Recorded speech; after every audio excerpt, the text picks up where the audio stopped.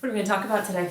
I am kind of fired up still from the economic thing that we went to a couple weeks ago. The forecast? Yes, talking about, lots of charts, lots of graphs. It's very exciting. But lots of really positive news also. Yeah, kind of a surprise, right? Like when you watch the news, you think like maybe things aren't going to be so great for the millennials, or maybe, home ownership isn't the way to go. And it was so fascinating to see this grumpy economist so excited. Very, very intelligent guy we've seen a couple times. And a lot of what he was discussing is how consumer confidence maybe is still playing catch up with what's actually happening in our market locally and nationally. And that, we had the government shutdown, we had a little shakiness in the stock market, some geopolitical issues, obviously, and yet I think one of his main things was that employment is still pretty strong overall, particularly in our regions. And so he was bullish on where things are going to go, that interest rates are not going to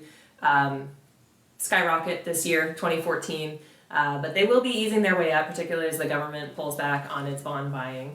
And so the other thing that was really significant that he said was that nationally, the number of homes that are underwater at this point is below 12%, which is a really great sign. And obviously we're seeing that here in our market. Well, because what does that mean? Right. That means that 78% of, wait. Good math. Yeah, sorry. I hate doing it in my head. 70% of people can afford to sell their house. That's huge. That's huge because people get relocated for their jobs. People have babies and need bigger houses. It's possible, and that's very exciting for us to hear. It's also a significant change in the number of, say, short sales, or maybe even, we're not totally out of the woods yet, but foreclosures that will be in the market mix, whether you're a buyer or maybe you're a seller and you're worried about how your neighbor's home is impacting your property value.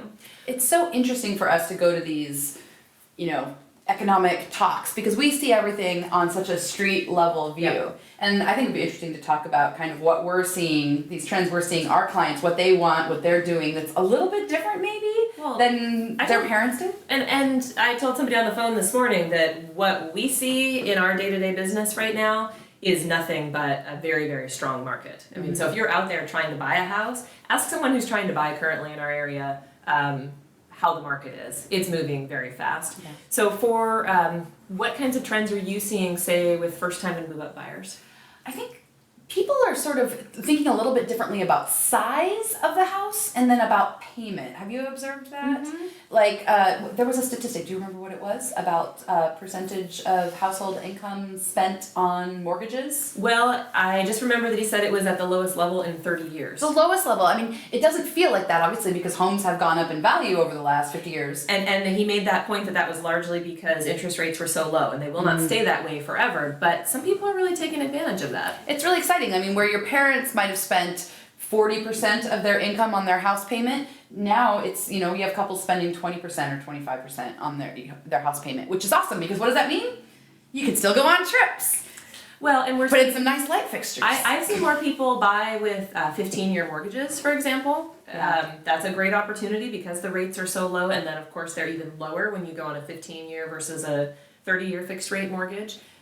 People are being very mindful of how quickly they might be paying their mortgage off. Well, and if you think about what that really means for your life plan, if you buy a home that's big enough that you can grow into it, in a neighborhood that you feel that you can settle into and you're 35 years old, and you have a 15-year mortgage, that means your house will be paid off, you'll be mortgage free at 50 years old. If you need convincing on this, go online, find a mortgage calculator, look for a debt amortization schedule.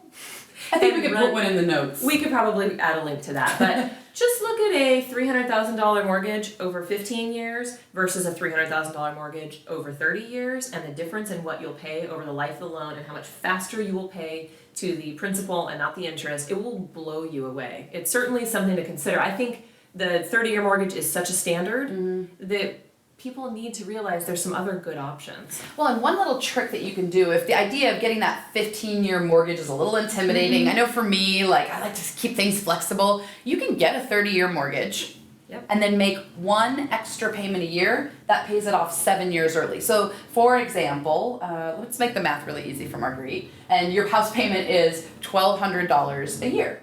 That means that if you pay an extra $100 a month towards principal, that's an extra payment a year, and then that's paid off 7 years early. I mean, What if you paid a $200 extra a month towards your principal? Like, you know, it makes such a huge difference in how quickly you pay off your house. And if you imagine life without a mortgage payment, what else might you be doing? Sweet, sweet freedom. I feel like we need a montage here. Well, we can get to that later, the dream sequence of us frolicking on the beach somewhere. But there's also a lot of people, at least in our market, and maybe it's the type of inventory, but don't you have a lot of, say, buyers looking for things that have multifamily potential? Maybe Yes. maybe a basement Oh, I apartment. didn't know we were going to talk about that. Yes. I mean, and this is actually... Can we go here? Oh, please, let's go here. This is actually kind of my passion. Yep. Maybe we should do a whole separate video, but this is actually what I would like to do for my next house, is live in one side of a duplex and rent out the other. And then your payment is half as big, and then that is happy hour money. Or pay down your interest money.